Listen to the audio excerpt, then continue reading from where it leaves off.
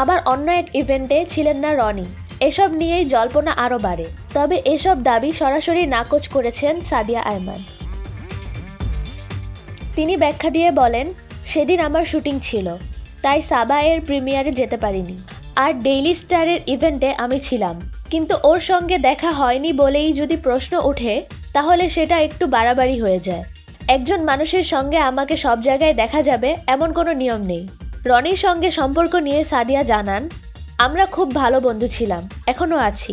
কাজের ব্যস্ততায় অনেক সময় দেখা হয় না, এটাই স্বাভাবিক। রনি এখন সিনেমা নিয়ে ব্যস্ত, আমি নাটকের শুটিং করছি, সময় মেলানো কঠিন।